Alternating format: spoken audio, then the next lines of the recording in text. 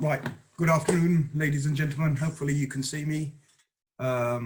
This is the Brick by Brick training on the Party Wall Act. This is 2 o'clock Tuesday afternoon, so we're going to make a quick start. Paul, thank you for having us here. Let's go through some housekeeping to start with.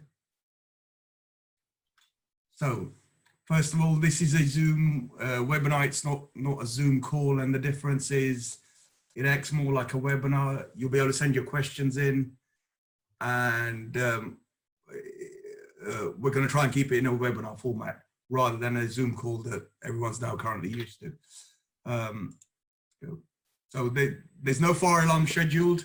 If the fire alarm goes off at your place, it's a real thing. My exit's here. I can't tell you where your exit is, so hopefully you've already worked that out. If you do get a phone call while the webinar's on, sorry, there are various phone options for those of you that are listening on a phone. And if you look at the bottom, you'll see a mic. There's raising hand and Q&A. We'll go through those shortly. So just a quick run through.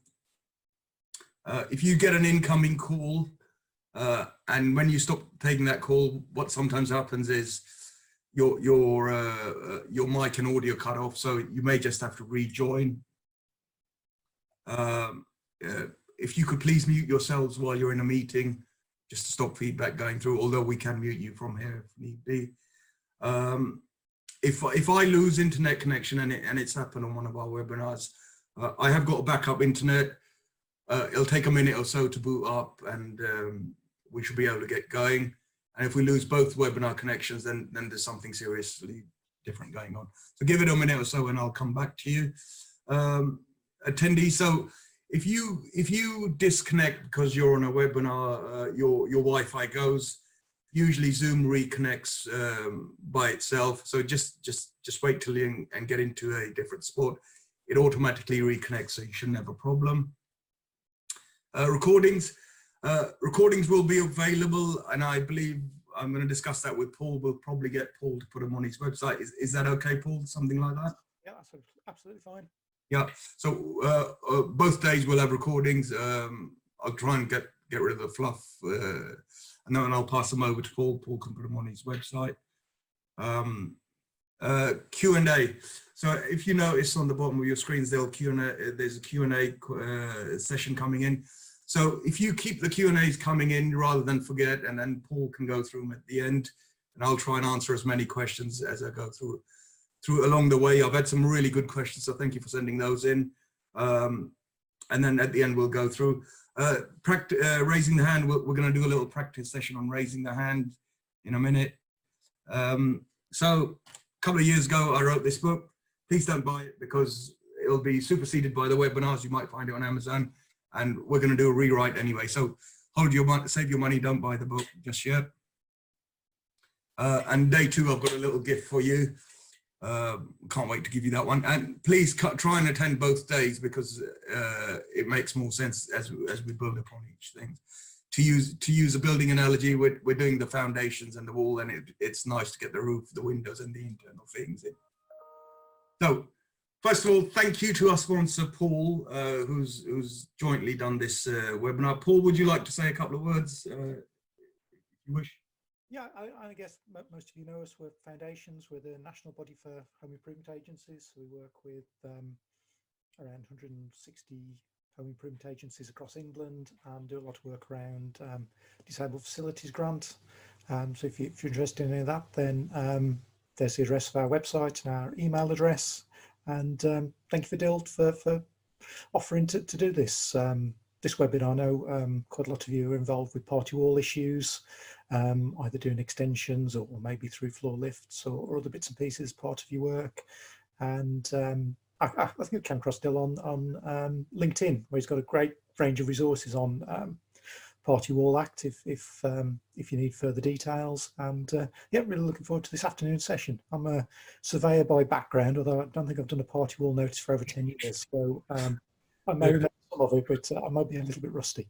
Yeah, so feel free to pull me up if I make an error, because we always need to be on top of our game. So I'm a bit nervous now that you said that. So just on on this side, you'll see details. I'm going to start doing a question time webinar every Tuesday. That's the details for those. So thank you, Paul, for organising this. It's very kind of you. Sorry.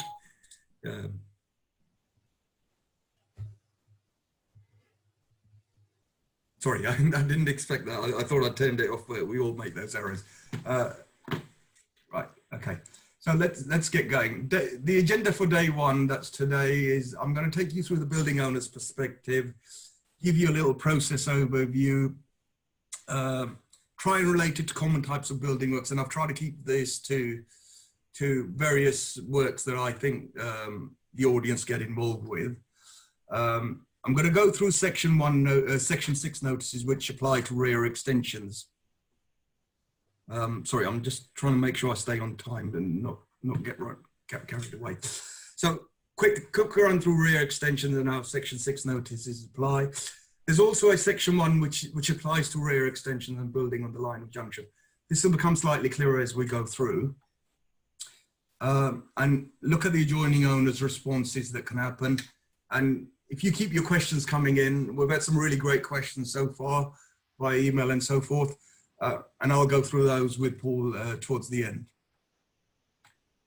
So day 2, we're going to look at, that's on Friday at 2 to 3:30 again. And the idea with the break between the 2 days is so that you get a chance to review and absorb the information, and day 2 builds on day 1. So if you could please come along to both days, that'll be really useful for you. And it makes it much more interesting. So we're going to, on day 2, we're going to look at section 3, which applies to loft conversions, which I'm not sure how many of you guys get involved with, but I'm guessing you guys get involved with chimney breast removal quite often. Occasionally, probably want to do some work on porches, and that can be slightly interesting. Now, there's an interesting scenario where you don't get a reply to your notices. So this I'll discuss on Friday. The other thing we'll discuss is a third surveyor. So I do notice a lot of questions about third surveyors, and when I'm talking to people in terms of we have to pay for another surveyor or so on and so forth. So I'm going to try and go through that on Friday. The other interesting question we always get asked is who pays for the course and why? And the answer is a little bit more involved and interesting than people think. So, you know, there's a presumption here, and I'm going to go through that. And on Friday, I'm also going to talk to the audience where you get involved with architects and how we can improve that process in terms of trying to get a better result for all concerned. Again, we'll have questions and answers on Friday. So I look forward to seeing those, and do keep your questions coming in as you're thinking of them, excuse me, while you're on the chat. So just a quick introduction, why undertake the party wall process? So it's an interesting question, and we get, and a lot of our audience who are involved in building works feel it's a bit of a delaying process. So it's important in terms of where you're doing works, because you'll have a schedule of condition. Sorry, I've got 4 participants raising hands, so I'm just wondering if they can hear me. So I'm just going to do a quick check in terms of if you can't hear me, please keep your hands up. If you can hear me, if you could lower your hands. Yeah, people are saying they can hear you. Oh, great. Okay, so I'll carry on. I'm not ignoring you. I just want to make sure. It was somebody just asking for a copy of the slides, if that's possible afterwards. Yeah, sure. What I'll do is, once we've done Friday session and I'll do updates, do you want me to email them to you, Paul, and you can make them available on your website? Yeah, that's fine. Much better way of doing it. Great. Yeah, slides and recordings, always happy to share. Okay, so we were looking at schedule of conditions. I'm just going to turn my phone off because I've got a feeling it seems to be a busy afternoon. Normally I keep it on so I see what's going out to everyone, so, but might be better off taking it off. So first point again, a schedule of condition of survey of next door's property protects you as someone doing building works from false and malicious claims. we've gone and done surveys on a number of properties, and literally we've seen cracks and leaks and so forth that we would have expected works next door to have caused them, and they haven't started yet. So that's one of the functions of the Act. It protects the building owner from false and malicious claims. The other side effect of not doing a party wall process is project can get stopped midstream. So if you're the homeowner or you're doing it on part of the homeowner, you're a developer or you're financing a project, that can cause delays, and these delays are better to be dealt with in the beginning before you start works rather than afterwards. Now, it is the building owner's responsibility, and I'll put down your responsibility, and I understand a lot of the times the projects are being conducted on behalf of the homeowner. So it's the property owner's responsibility to carry out the party wall process. It's one of these legislations that are strict in that it's not about delegating it to an architect or a builder or a surveyor. In the end, the building owner, the owner of the property, carries the responsibility. So the other useful thing to understand is it stops legal action, and then there's a presumption in law if you haven't carried out the party wall process, you're going to be on the back foot anyway, because and as the last point comes up, it is the law. You're assumed to have done it, and you're deemed to know about it, whether you know about it or not. So, and usually I try and focus on these groups of building owners. So this is where we're doing home and residential extensions. And again, I think present audience, you're involved in doing extensions for a lot of homeowners, or doing works to get their home ready for when they come out of hospital, or adaptations and so forth. So the other group is, I'm calling these guys property developers. It could be one house, and I've talked to people from councils, empty housing officer, where they're doing refurbing. It's just one house, but because they're doing it on what we would call as a commercial enterprise, they still have to comply with the Party Wall Act. There's very few exemptions. There's about 4 exemptions in the Party Wall Act, and most of those are barristers' chambers.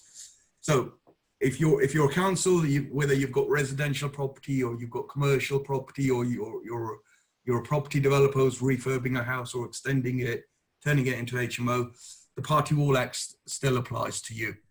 Now, on the other side, as someone doing developments, you may have taken loans, bridging finance, and so forth. So it can affect how you pay the finance back, and affect your credit rating, just because of the add-on delays you get afterwards. Now, the other group that people sort of always leave out are for councils, where you're having works done next door to you in terms of council housing stock, and this is where we talk about property managers. You've got various councils have various housing stock, although they're supposed to sell a lot of it off.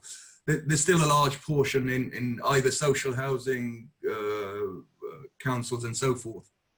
Now, so you as a property manager have a responsibility to keep your property up to date and compliant, and you're probably receiving notices from next door who are doing works. And a lot of the time I've seen this with councils, they don't know what to do with the notices. The legal department can't work it out. The other departments can't work it out. And a lot of the time it goes into the bin. And that's not very good for you, because you're not protecting your property. And when we do the process and councils are involved, 90% of the time, these notices are going in the bin, and we're having to carry out a 10-4 process. Now, I'm going to go through the 10-4 process later on, but it's a lot of the times that you're going to get people next door who are not going to, owners next door, who are not going to carry out the 10-4 process. So therefore, you're not protected under the law, under the Party Wall Act. You still have protection under the common law, but it becomes harder to enforce.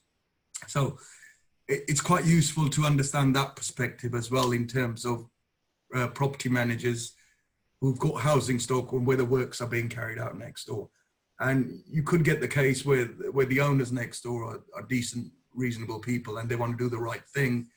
But, you know, not to criticize too many builders, you get variance in terms of project management and how those builders are managed. So that could affect your property.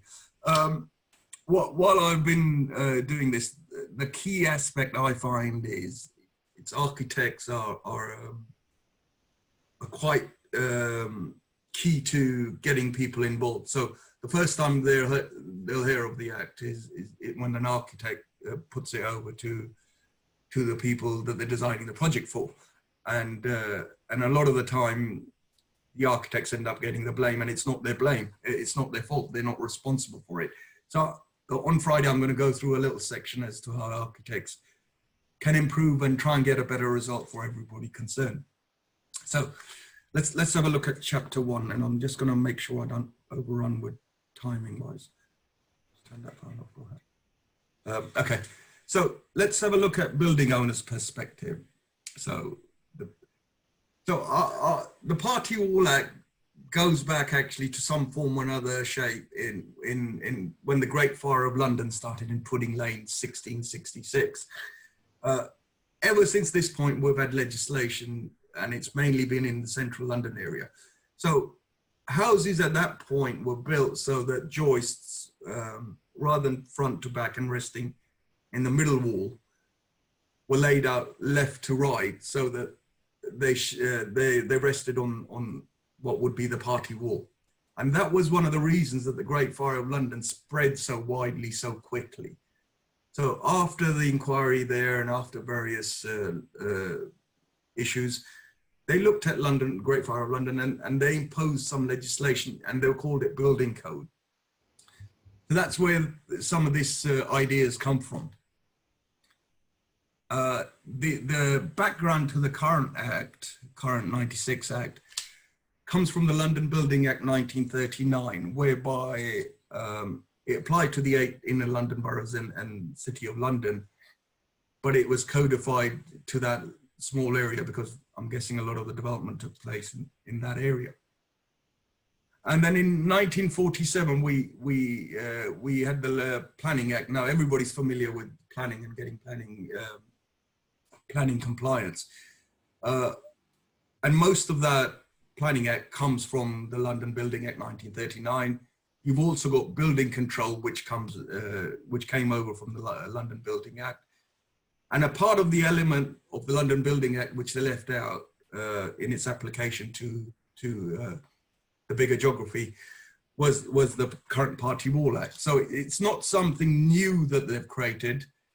It already existed, but they hadn't applied it as widely as, say, planning and building control. So the current Party Wall Act, etc. Act 1996 came into force on 1st of July 1997. It was sponsored by the Earl of Lytton, and it is lifted almost straight from the London Building Act 1939.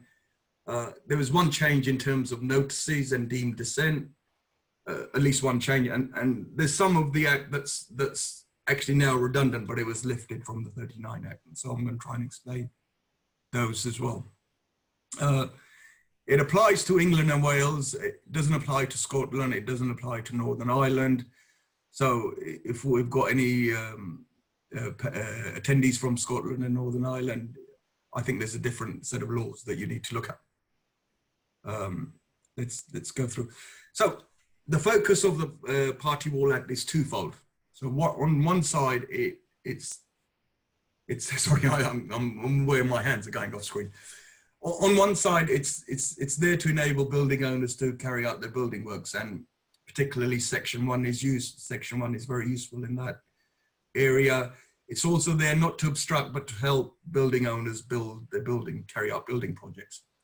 Now, on the other side, it's also there to protect the adjoining owner's property. And I was actually speaking to someone last week, and in this scenario, I was speaking to both sides. So I was speaking to people wanting to do building works, and with building works, we're always, you know, with our homes and property, it sort of engages emotion, and that's the big thing to understand here. On one side, you've got homeowners who say, well, look, this is my property, I have a right to do this. And on the other side, you have the adjoining owners who are saying, it's my property and I'm worried they're going to damage it by the works they're doing next door. So it's sort of, there's an interaction of emotions there. And the Party Wall Act is there as a dispute resolution procedure to avoid everybody going to court and, excuse the any lawyers on board, you know, lawyers creating bigger problems. Maybe I shouldn't say that officially. So our story for the 96 Act begins roughly in the 80s. Now, in the 80s, a lot of homeowners worked out, if we do a loft extension, we could turn a 3-bedroom house into a 4 or 5-bedroom house. We can get nice, bigger living areas. So generally we can get more value for money. And it was, the equation worked out that it sort of costs you less money to do this, and then the value added it put on most houses, especially around London.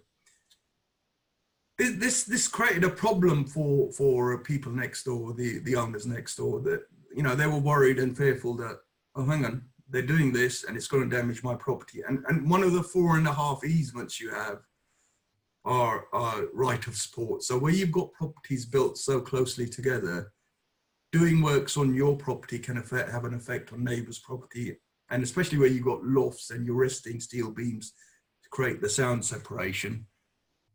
So hence you had a lot of court actions going to court, and the government thought, well, this isn't quite right. We need to bring in some legislation to deal with this. So their answer was to bring in the Party Wall, etc. Act 1996. Now, the reason you have that etc. bit, and this is a talk by Judge Vivian.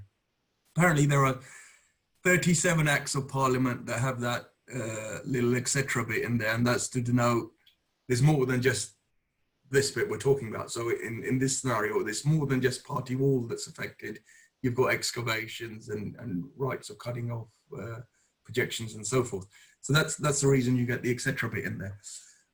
Now, just in the 80s, and this is going to go back to some of the section numbers we talk about, you also had a change in building control regulations, in that after the heat wave of 1976, the foundations for new builds were specified to be lower, so that you don't get cracking when you get extreme heat wave, not extreme, but when you get a heat wave of type. So the building control regulations, foundations were increased, and then you've got a further increase where you've got trees. So in effect, most of the housing stock around the UK is pre-76. And therefore, if you're doing new build, you're digging below, and that could undermine their foundations. So that's the other reason for having the Party Wall Act there. Now, as I've said before, it's the building owner's personal responsibility. It applies to commercial projects. So obviously with commercial buildings, it could be an entity that's owning it rather than an individual. And on the residential side, it's usually individuals, but if you're doing a project on behalf of the individual, it's their responsibility to comply. Now, you can act as an agent, you can take it on their behalf, but you have that responsibility, they have that responsibility to ensure that compliance is taking place. On average in England, 1 in 42 properties are affected by the Party Wall Act over a year. So it could be either as someone doing building works, or if you're having building works next door to you. So roughly, statistically, 1 in 42 properties are going to get affected over the course of a year. So I'm going to take a little process overview to give you an idea and introduce some of the language that I've been talking about. So the basic terms of the Party Wall Act is you have a building owner, which is a single owner. So there can only be one building owner. It's the person or the entity trying to do the project. So you could have individual, the couple, or a limited company, or an organization in the case of councils. There's only one building owner. Now, on the other side, if you like, you could have multiple classes of adjoining owners. So you can have freeholders. Now, usually there's only one freeholder for a property. It could be partners, it could be limited companies, organizations, and so forth. There's usually only one freeholder, but where you've got a scenario where you're building a rear extension on, say, a terrace house, and the houses are or within the catchment, within the specified distances, you could have 2 freeholders that are notifiable. The other group, now this is where we really have to be careful, and there's scope to leave people out as notifiable owners. You have leaseholders. Now, it's got to be leaseholders of more than 1 year. And so you could have a scenario where you've got the freeholder that's notifiable and the leaseholder within that building. So that leaseholders as a class are notifiable owners. And particularly with commercial buildings, you can have leases of less than 7 years that are not required to be registered under the land registry. So when notices are served by surveyors, they always go to land registry to pick up notifiable owners next door. And the leaseholders of between 1 and 7 years usually gets left out. You also get housing associations that take on leases from private landlords that are between 3 years, 5 years. They're actually also notifiable owners, because in those sorts of leases, they're under a responsibility to give the property back in a reasonable condition. So that's why they're also notifiable owners, in that they have some responsibility for them. Now, the other class is those that have right to receive profits. So here you could get the scenario where they're engaged in some sort of contract, right to buy, purchase, lease options. So those are more in the commercial sector, but they're also notifiable under the Party Wall Act as joining owners. It could be a trust that's engaged. So various reasons that there's various groups that have rights to receive profit in land. And finally, and this is quite interesting. I just had a call on this last week, and this happens quite often when the property market's quite hot and transactions are going on. So whereby you have someone who's contracted to buy the land. So once an owner next door exchanges, the new owners become notifiable adjoining owners. So that you could have the scenario where we just delivered a notice, or you've just served a notice, and the neighbor next door says, "It's not my problem. I've sold the house, or I'm selling the house." The point to remember here is it's at the point of exchange that they actually become notifiable owners. But if they've got their house on for sale and it's gone quite the way down the chain, it's worth engaging with the new owners just to make sure you don't have to start the process all over again. So that's something to bear in mind. And then where the old owners sell and the new owners that have exchanged, they will stay as the adjoining owners and the old ones will fall away. So it's always better to get engaged with the new owners. There's a couple of questions about tenants. It looks like you just got onto that. Yeah, sorry. So yes, questions about tenants. Short hold tenants and council tenants are not notifiable owners. And I know there's talk of change in the law that they're going to say we're looking at extended short hold tenancies. I'm not sure the guidance on that, so we'll probably get guidance on that when that happens. The other group that you'll see is mortgage companies are not notifiable owners. So, you know, they're out the picture, so you don't need to notify the mortgage companies. Let's go through a quick run through of the party wall process, and this is where it starts. So the building owner starts the whole process by serving a notice. Now, this is not a party wall agreement, and this is quite a common confusion, and a lot of people misuse this term a lot. So please don't call it a party wall agreement. We often get a call saying, we've sent a party wall agreement to the neighbours and we've had no response. That's not what's actually happening there. They're just sending a notice to start the party wall process off. Now, on the other side, stage 2 is decided by the adjoining owner, in that their response dictates what happens next in the process. It's quite a difficult thing to sometimes get your head around, that you're not fully in control of the process. You start the process to enact the rights that you have under the Party Wall Act, and you're carrying out the law. But the adjoining owners need to be engaged in terms of what they do with their reaction. So they've got a number of choices. They can ask for a schedule of condition.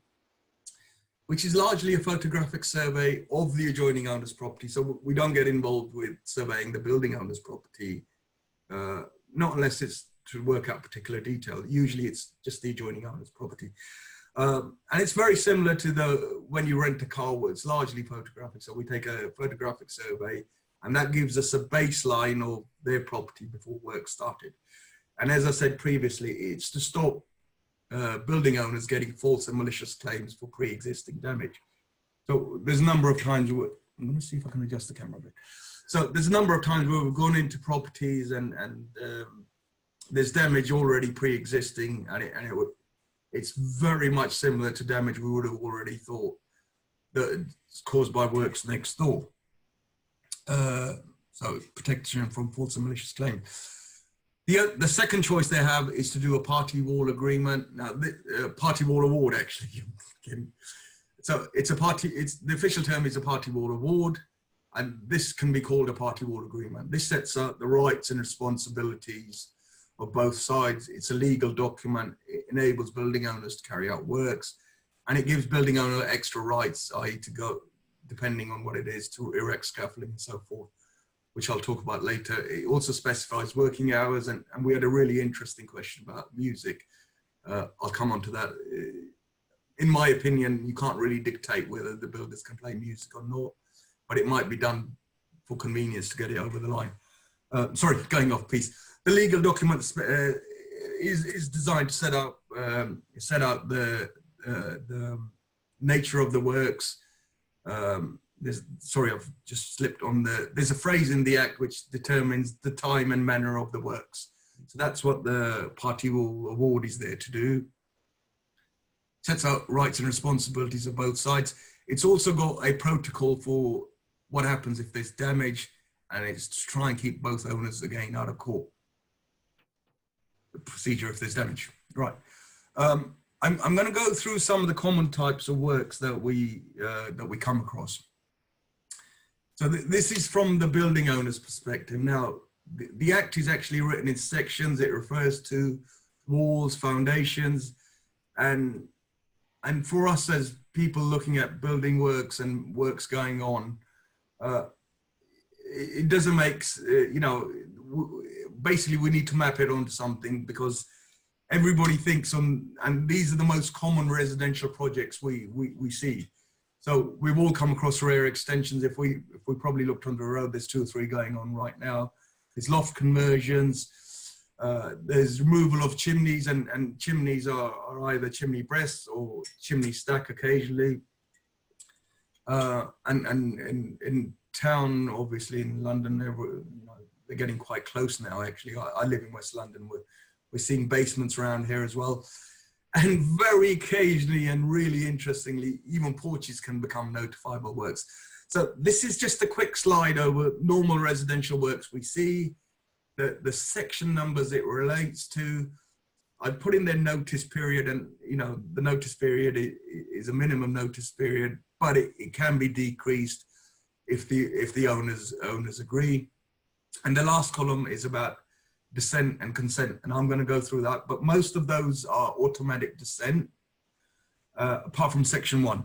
So it's a useful little slide here.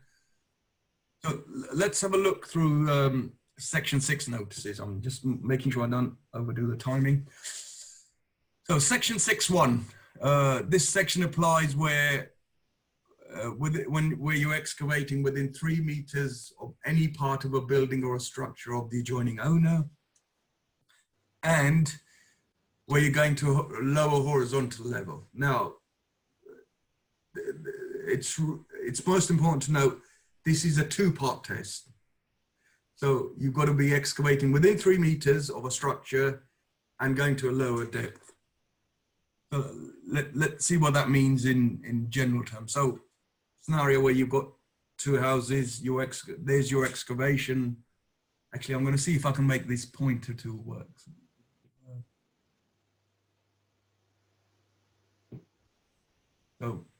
So there you're excavating there. There's the neighbor's property. And if that foundation is within 3 meters, that's part 1 of the test.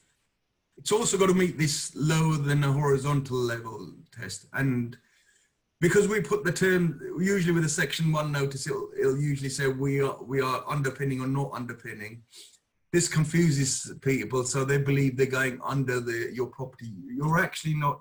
It's nothing to do with how you're going on their property. It's basically a horizontal level in that you're going lower. So that's section 6.1 test. There's also a section 6.2 now. Section 6.2 is quite a complex little notice. It can be intriguing, and it extends to 6 meters. But here you've got I'm not going to read that. Here, this is directly extracted from the Act. Here you have to form a 45 degrees angle.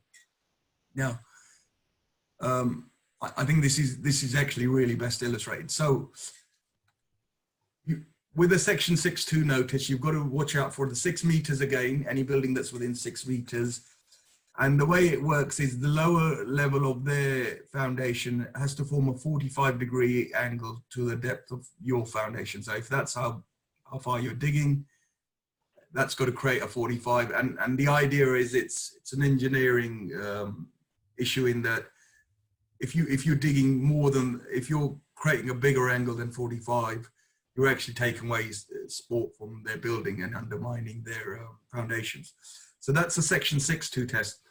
Now, this largely applies to deeper foundations, so where you've got mainly basements, or you've got underground car parks, or commercial projects where they have underground car parks and you're excavating underneath. This is where the section 6.2 test comes in. Now, I'm just going to ask Dil, if you're not too sure how deep the neighbours' foundations are, or if you're not too sure how deep you're going to dig, do you need to kind of issue one to be safe, on the safe side? Yeah. So overall, and I had this email this morning, and I dropped a quick email back. So it's a very good question. So firstly, if you're not sure, assume and issue a notice. And I guess you're talking about a section 6.1 notice here, yeah? Yes, probably. Yeah. So with section 6.2, because the project's much more involved, you'll have engineers on board. So you're going to look at that anyway. So yes, if in doubt, serve a notice.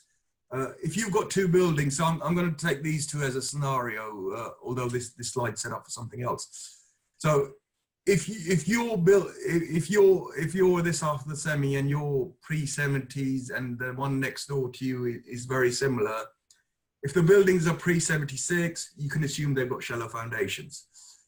The other thing you can do is possibly do a trial, and again, if the buildings are very similar, you can do a trial hole in your building, and that will give you an indication as to what the foundations next door might be. And the fourth thing is you could try and look up if they've got planning submitted, and sometimes those planning rules have, those planning applications have depth of foundation specification. So generally those are the 3 or 4 things you should look at.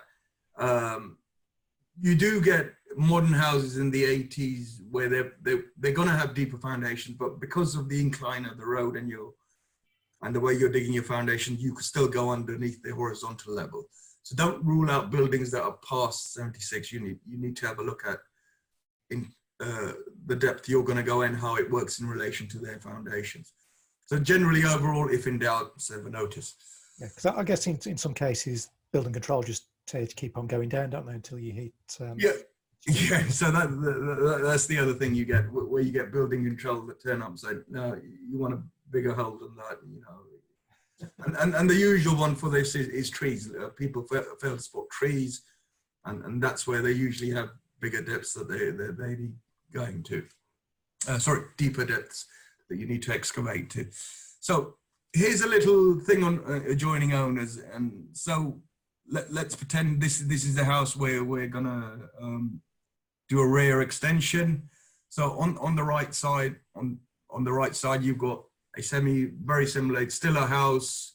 You've only got one freehold owner there, so they're notifiable. On the other side, now here in the scenario, it's right next to it, but it could be the same if it's within 3 meters. You've got you've got this building on the left-hand side. This is a block of flats. So the freehold owners, it could be a shop, flats, whatever. So you've got the freehold owner that's notifiable, and this level at adjoining owner is also a leaseholder there. So that's two owners on this side that are notifiable. Now, here's an interesting scenario where you could have a situation where you've got two semis and there's two driveways in between. On this side, these guys are notifiable for a rear. This house is doing a rear extension. These guys are notifiable because they're within 3 meters. On the other side, you've got property here, and this neighbor's not notifiable because it's more than 3 meters away. So you've got, usually driveways about 2.4 meters. If you've got two together, you're going to be past the 3 meter distance. You could get a scenario where you've got a shared driveway. So this property would end up being somewhere there roughly. These guys are doing an extension. On this side, the owner's notifiable, and on the other side, they're notifiable as well. So people find it quite hard to get their head around that aspect. And you could easily get the scenario where this is a detached house. Again, the detached house is if it were here, is less than 3 meters away. Again, they're notifiable, even though they're detached houses and you're doing a rear extension. There's a question in terms of section 62, I think with reference to piled foundations, if they're going to go fairly deep. Yeah. So again, you kind of assume that you would need a notice. Yeah. So pile foundations are usually, they do go deeper.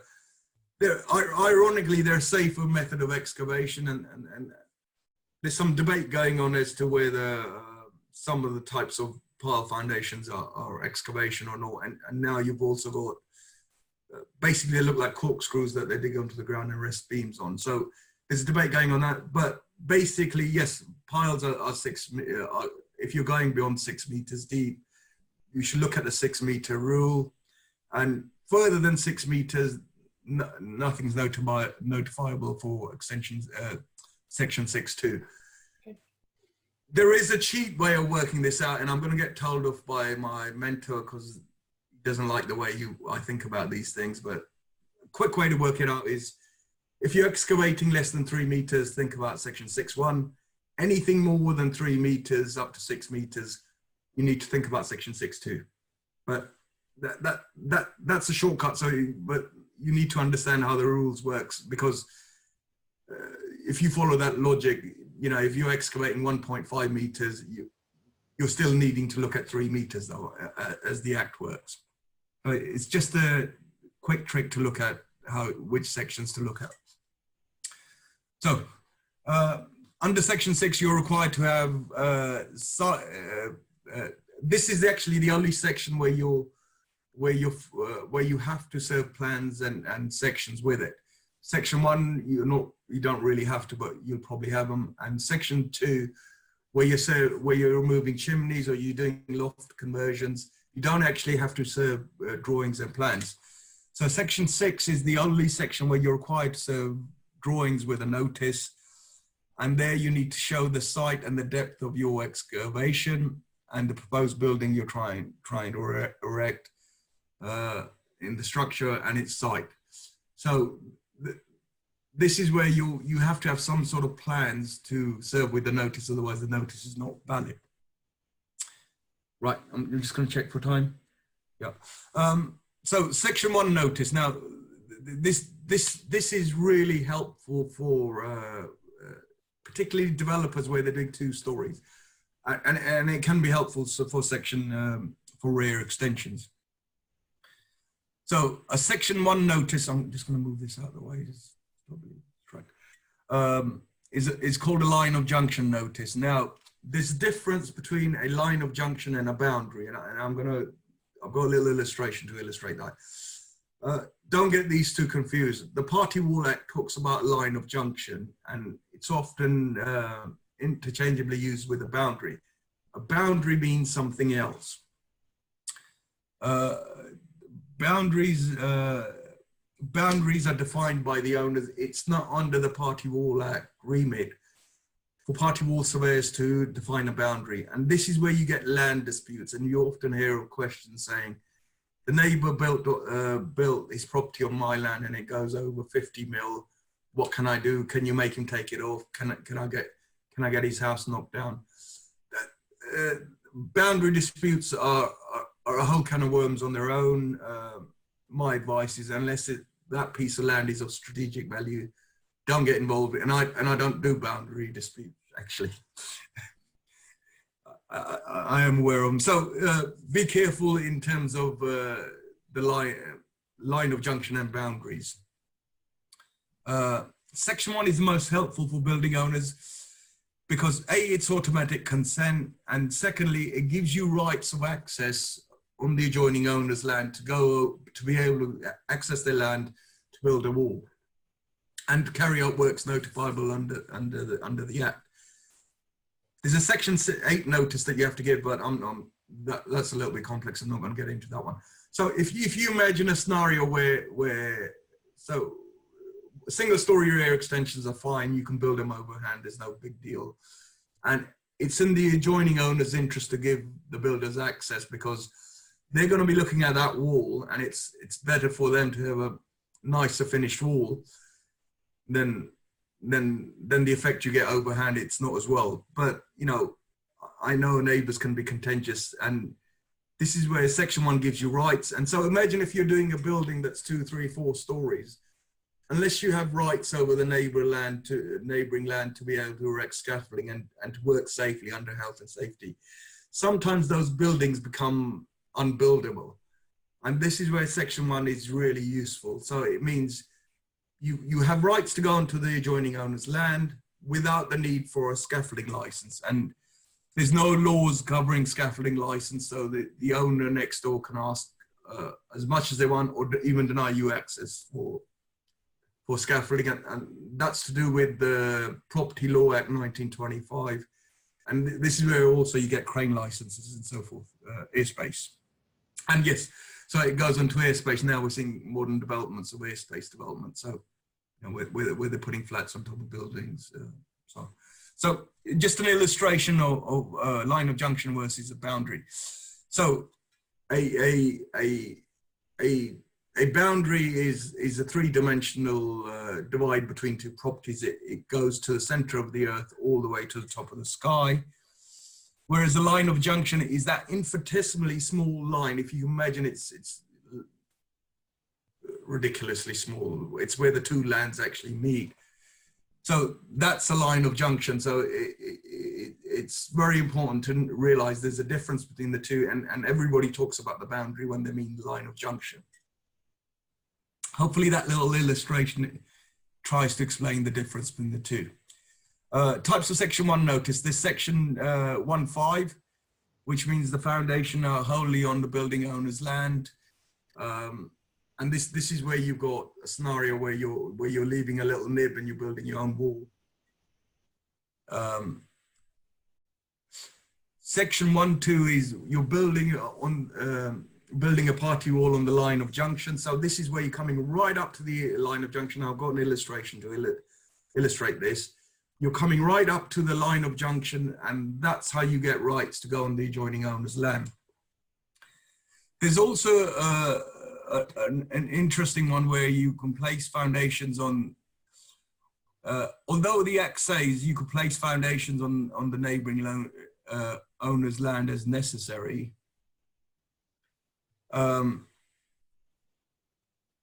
you shouldn't actually use this section because eccentric foundations means that it's not necessary. So if I was acting on the other side, I'd say, look, you need to redesign your building works, do it as an eccentric foundation.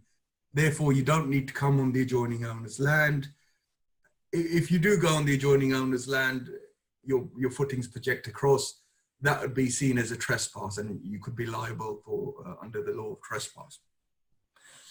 Let me illustrate the building on the line of junction and adjoining owner's land.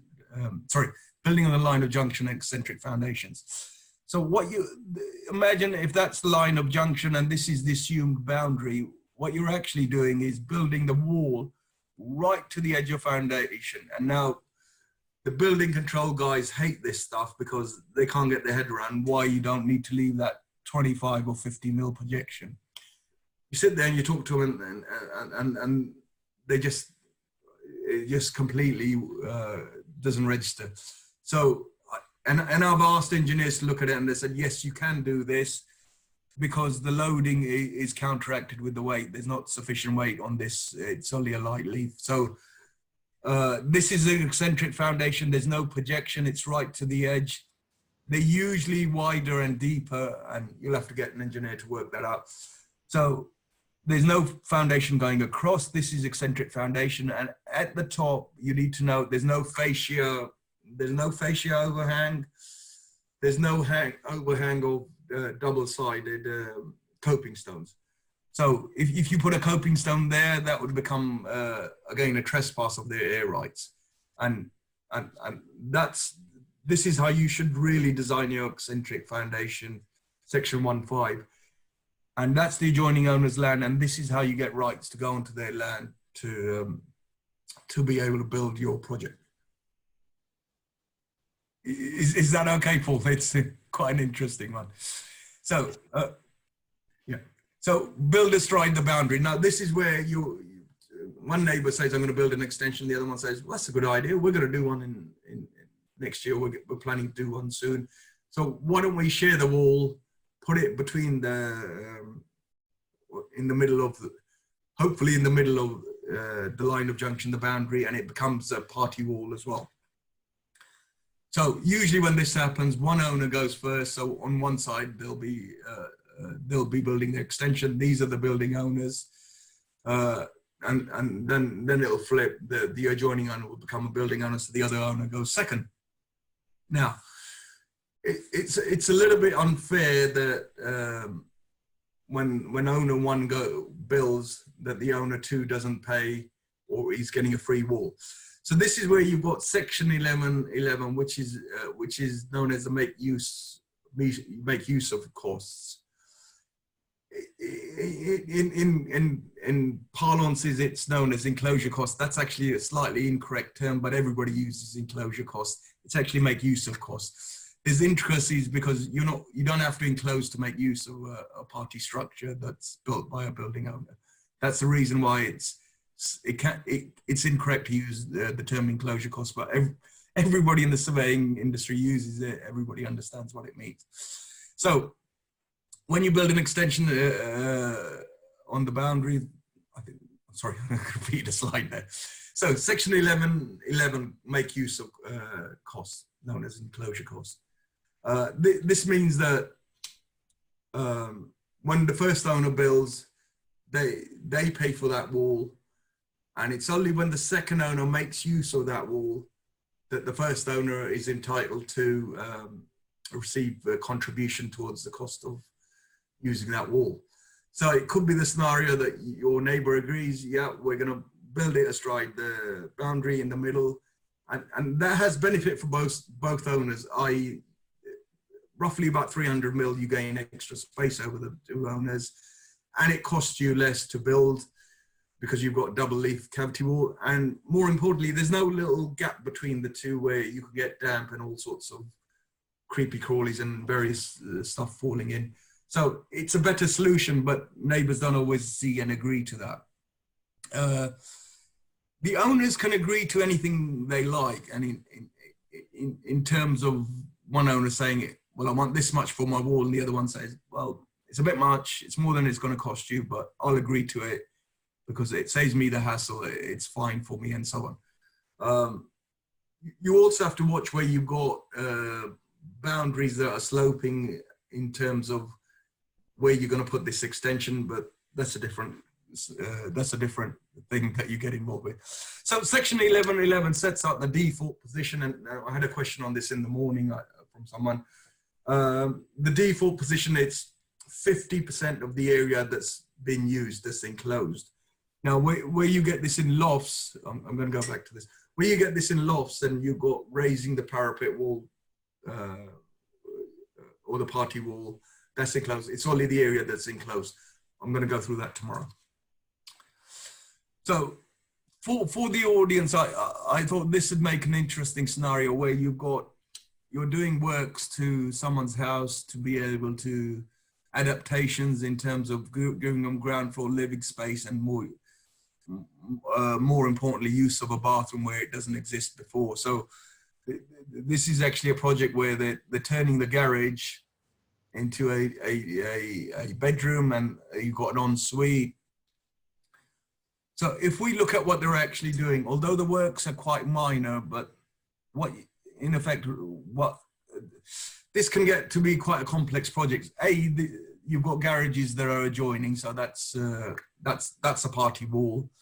They're usually half brick or brick sideways, very thin walls, 112 mil, and the foundations are quite small, quite shallow, because the builder originally, when it was designed, even in modern houses, they're built to have there wasn't much load being put on those. So obviously the developers have tried to save money, and you've got very shallow foundations. So one of the issues to look at is you might need underpinning to be able to support that. You're also probably raising the wall there. It's called raising the party wall. If you look very carefully, that's what's being done between the two properties here. And that just gives it, you've got a garage with some sort of roof, but it's not sufficient. You're raising the party wall there to get extra head height. It's not so clear on this one. And also when you're creating a new roof, you're gonna have to cover the next door's roof or cut into it in order to gain waterproofing.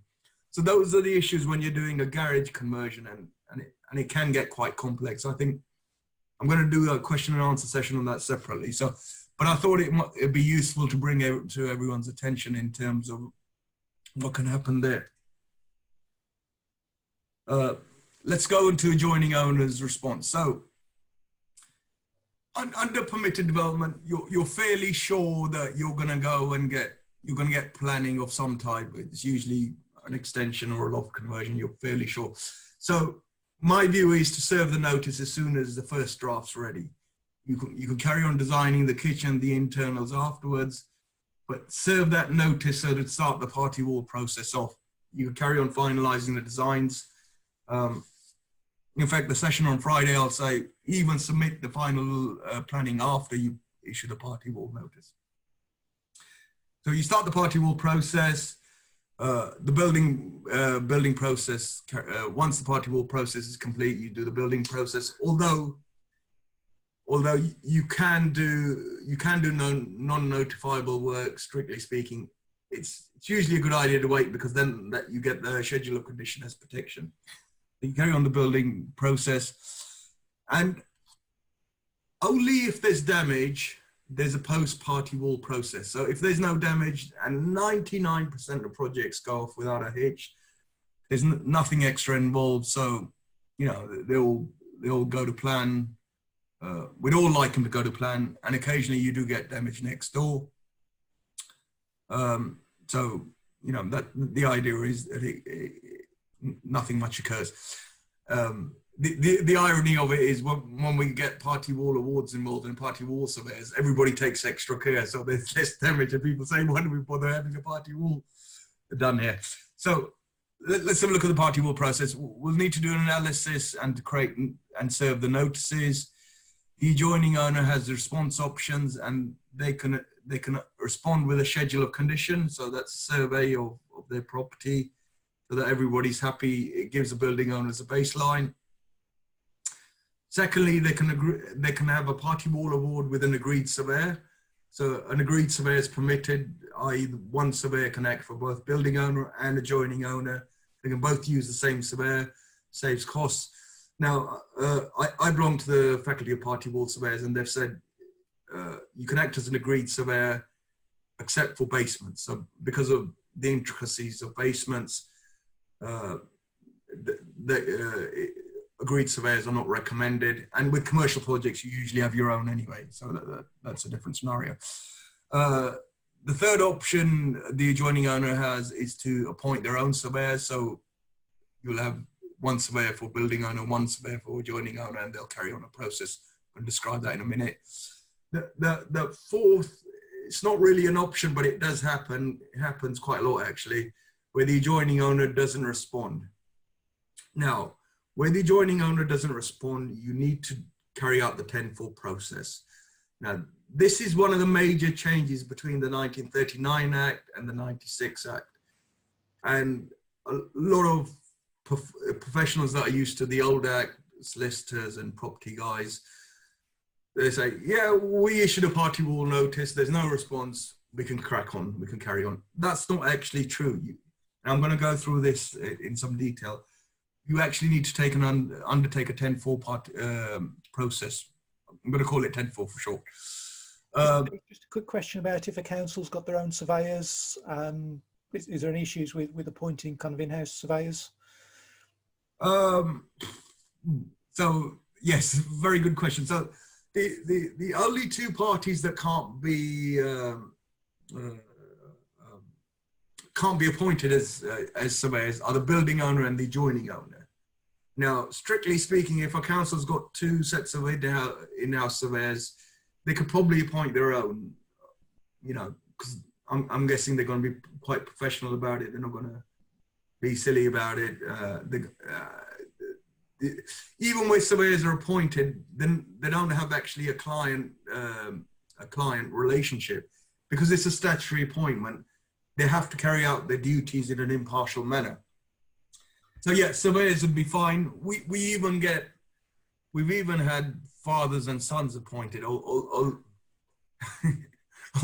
they're not distance enough. But strictly speaking, under the law, it's just the two owners that can't be appointed. So you can get a scenario where there's work's being done and the person whose property it is actually a party wall surveyor, but they have to go and appoint somebody else because they can't appoint themselves. Yeah, so back to that question. Yes, I'm guessing you can have two different surveyors, although you should really appoint someone. You have to appoint someone else, not the surveyor who's the building owner surveyor. Make an appointment. So back to the schedule of condition. That this is the simplest level, if you like. You make an appointment with the adjoining owner. Carry out the schedule of condition on the property. We actually produce some sort of written report where we log the damages, it's an exceptions report. And nowadays it's largely photographic. We also add videos to it. And this is then, sorry, I'm going to try and get rid of the extra videos if I can.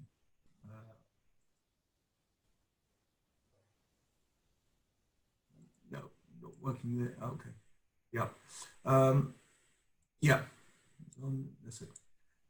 You'll send this report to schedule of condition to the adjoining owner and the building owner. And now with GDPR, we don't send photographs of thumbnails with it. You have to be mindful of that. It wasn't too long ago that everyone was sending out reports with thumbnails.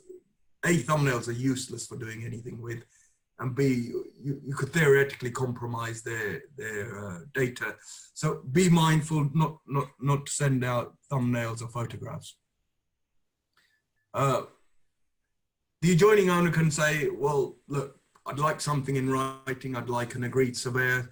I'd like a party wall award, but I'm happy with your surveyor. And originally, when there's a little section in Hansard's when this act came to Parliament, it was envisaged that residential works that use agreed surveyors anyway. So where you've got an agreed surveyor, they'll make an appointment with the adjoining owner, carry out the schedule of condition survey, then produce a schedule of condition report. The extra document you'd get is you'd also get a party wall award, and this would be served to both the owners, both the adjoining owner and the building owner.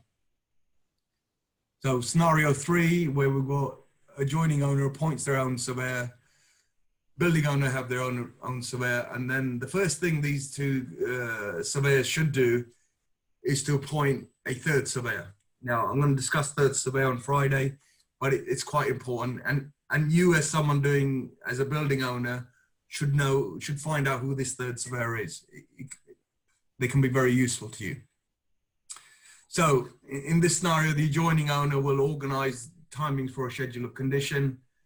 This is largely done by the building owner surveyor. And mostly the adjoining owner is present, adjoining owner surveyor is present. The building owner drafts a schedule of condition and a report, and also a draft party wall award. They'll send it over to the adjoining owner surveyor who'll check through it. They'll make some comments, and there might be a little bit of negotiation, shall we say, or comments and response, or more detail. There might be requests for drawings and method statements, a clarification on some of the things that are being done. Hopefully, eventually, the party wall award is agreed by both surveyors. 99% of the time, it goes off without a hitch. Once it's agreed, it used to be physically signed, but nowadays you've got Communications Act 2015. It can be electronically signed, and you know, the surveyors are catching up with this stuff now.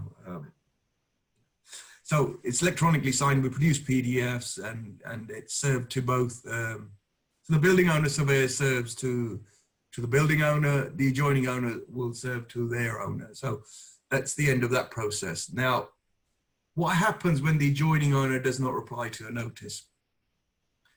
In this scenario, building owner surveyor will send them a reminder letter. This is known as a 10-4 letter. If they have no reply within 12 days, and on Friday's session, I'm going to go through this in detail. It's actually 14 from the day of posting. If there's no response, the building owner must appoint a surveyor on their behalf. And as you said, Paul, they can't appoint the same surveyor. They can't be an agreed surveyor. It has to be a different one. Within those 12 days, if the adjoining owner responds, they've still got the choice of either having a schedule of condition, an agreed surveyor, or appoint their own surveyor. So, and in that scenario, in this scenario, it goes back to one of the three that were previously discussed. Okay, how are we doing for time? So I'm a little bit ahead. So any of those points that I assume you've got a few questions for me. Yeah, there's a range of questions in the Q&A box. Yeah, sure. First one, I guess, quite topical. During COVID-19, is there a lockdown in place? How do you kind of go about doing a schedule of conditions at the moment if you can't access the other property, which I guess is quite a tricky one? Well, for us actually, when we're doing a schedule of condition, if you imagine a house, as long as someone lets in and walks away from the door, we can do a schedule of condition on our own, basically.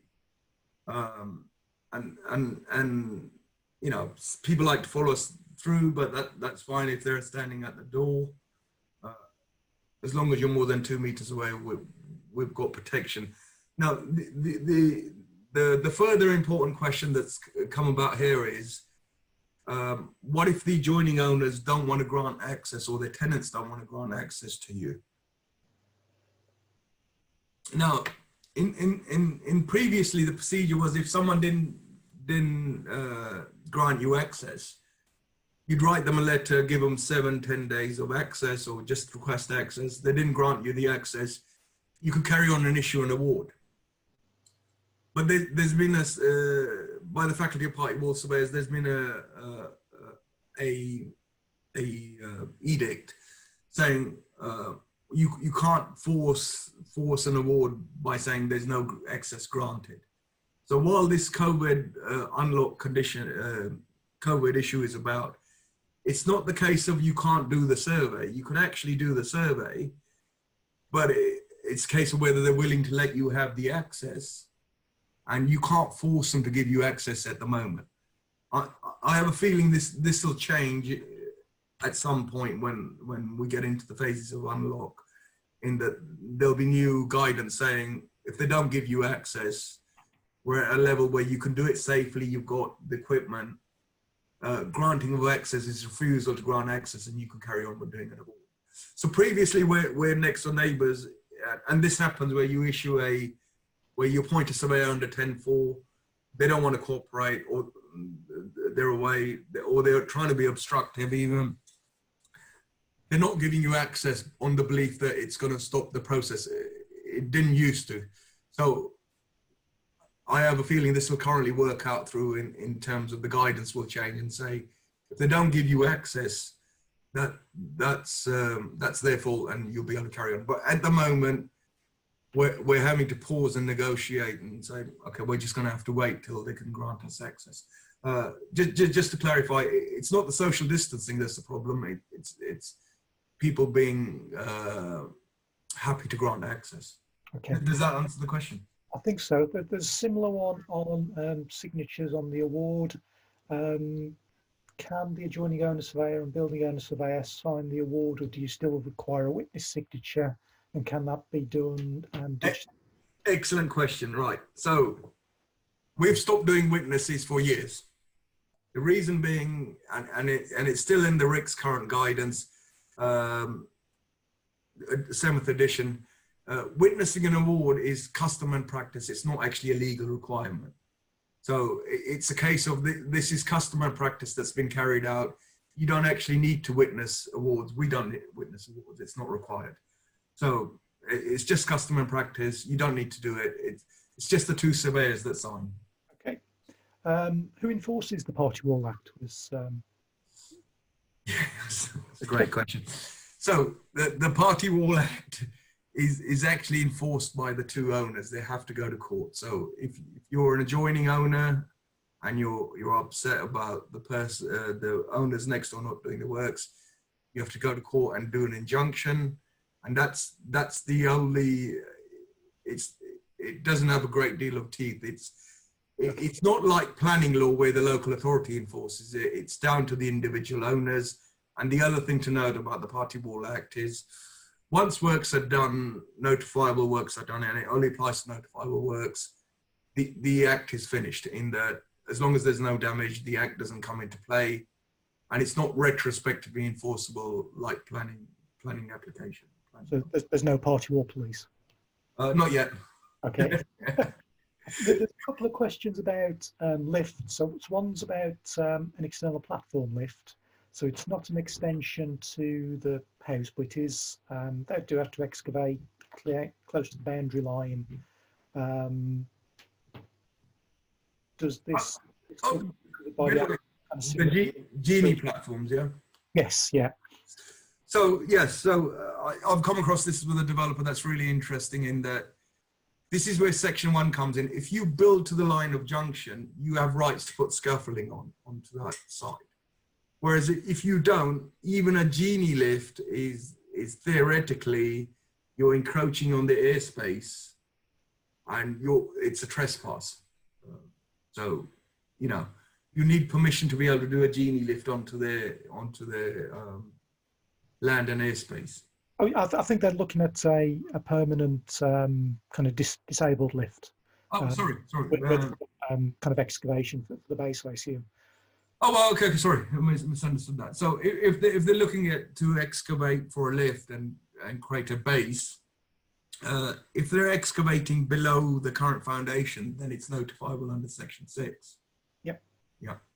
And the other thing it might be notifiable, depending. Sorry, I think I've had this question from you on LinkedIn too.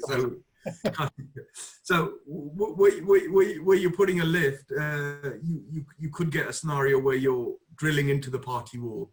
Now you've got a term called de minimis work. So this is stuff like putting a bookshelf up, and that's de minimis. But where you've got possibly more force being exerted onto the party wall, you should really notify, and it's to the extent of cutting into the party wall.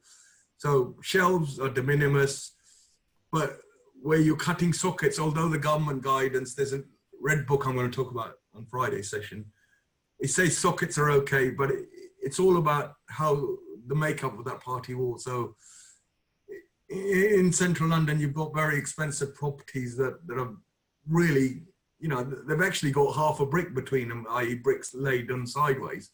So if you imagine 112 mil and you cut a sort of socket out of that, that's going to cause huge impact to next door. And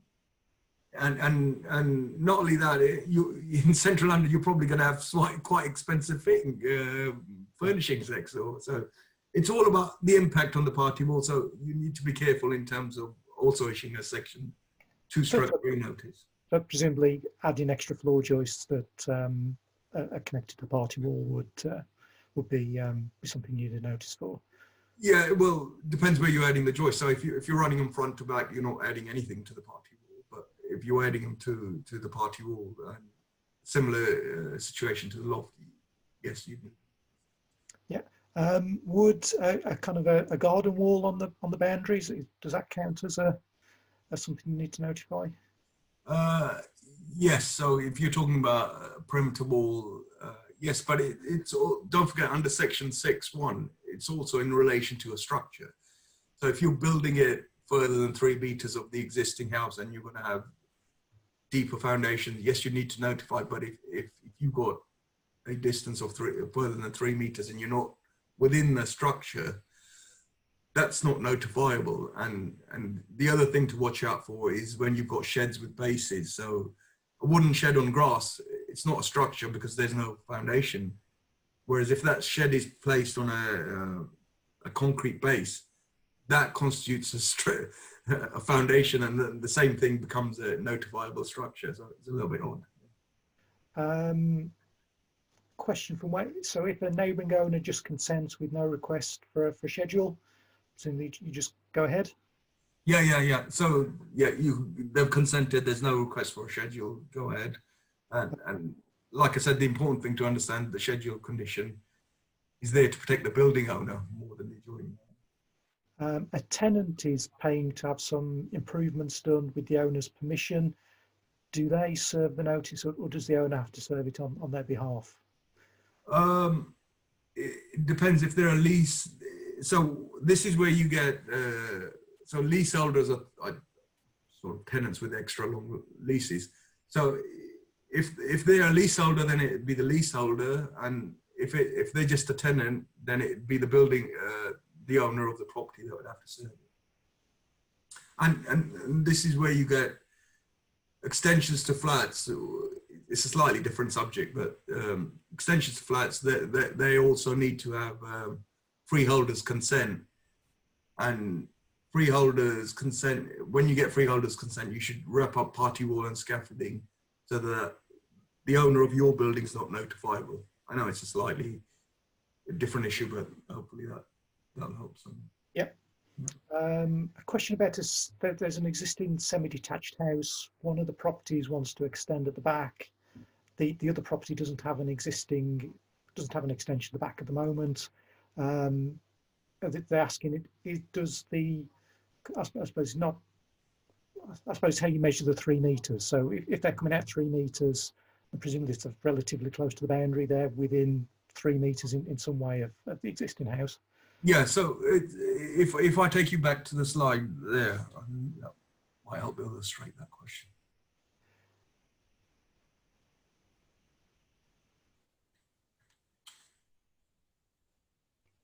It's always when you go backwards and you have lots of clicks, isn't it? I just think that you know, it's quite illustrative Yeah. in terms of it's easier to visualize than just to talk about it. So let me see if this works. I'm going to move I've got all sorts of stuff on my screen. I've got question marks and so on. So if you've got now, sorry, could you repeat the question? So it's if you got a semi-detached house, one of the semis wants to build an extension on the back. I suppose kind of directly at the back of the semi-detached house. Are they within 3 meters of the existing? Even though I suppose it's kind of perpendicular and parallel, isn't it? It all depends on, and it's all this 3 meter. I'm on the wrong diagram actually. Let me get onto the right one. A few more clicks.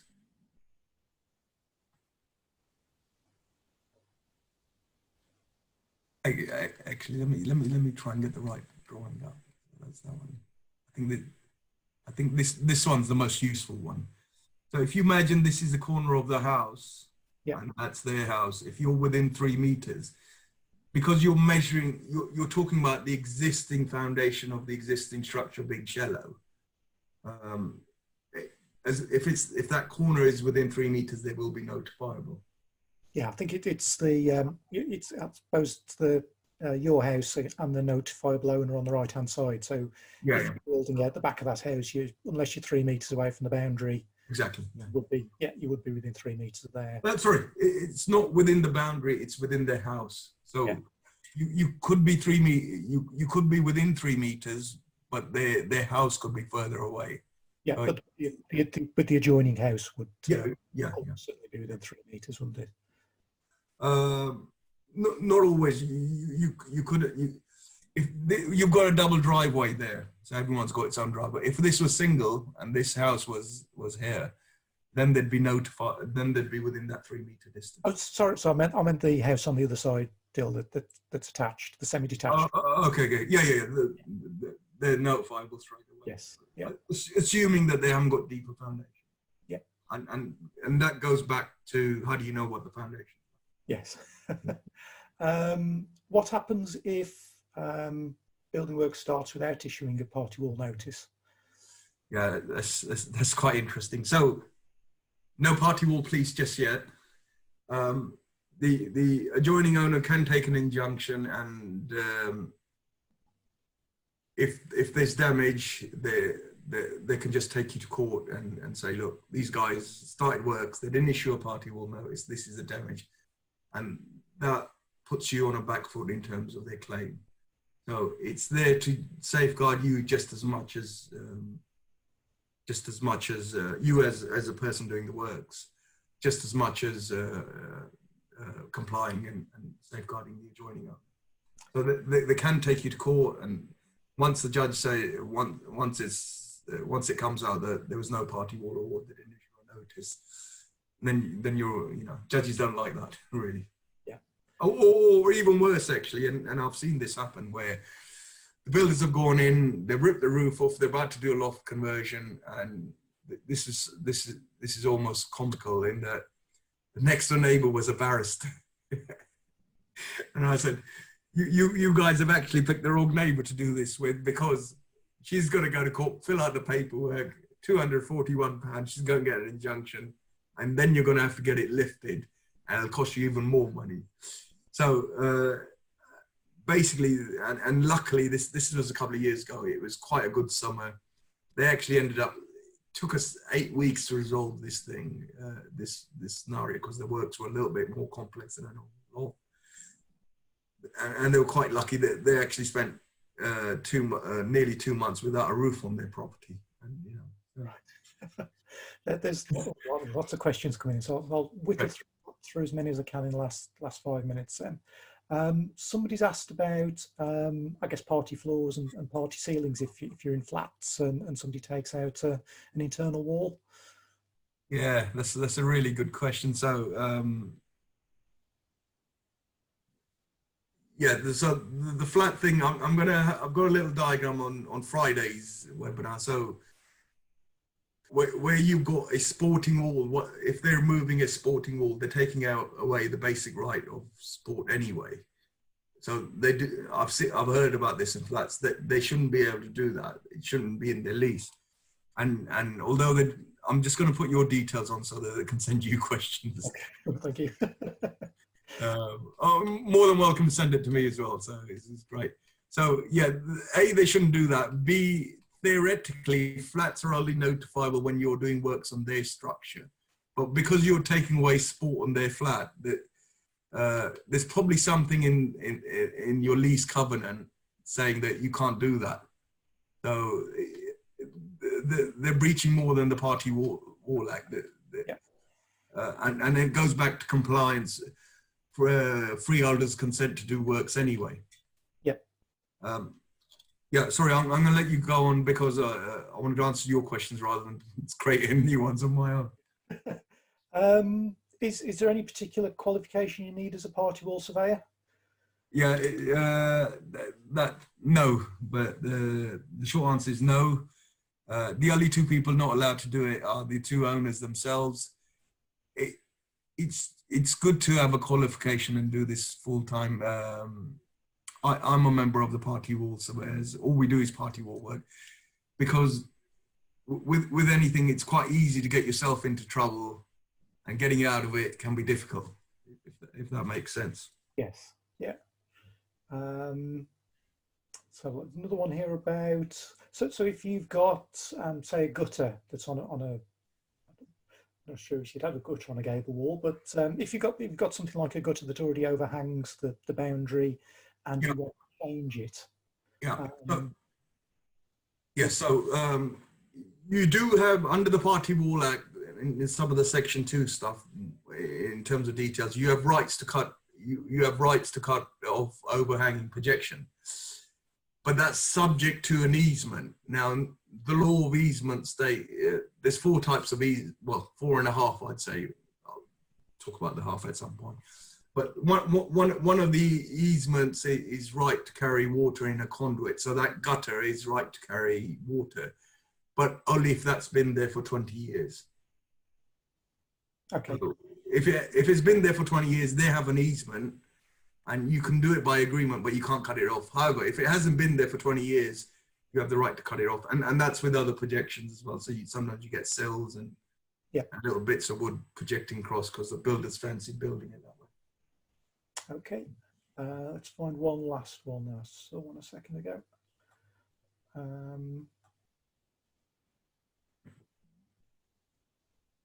So what happens if building works go ahead and the party wall is damaged, and there's been a party wall notice agreed? What are the next steps? So it depends what's happened. So if you've got a schedule of condition survey, you've got a baseline to base it off. So you'd probably try and call in. First step would be to ask the adjoining owner how much compensation they're looking for.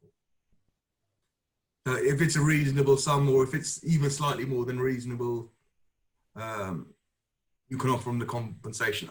Under the Party Wall Act, it's, let me step back. Under the Party Wall Act, it's the adjoining owner's right to either ask for, sorry, let me rephrase that. It's the adjoining owner's choice whether they want the builders to fix it or they want compensation.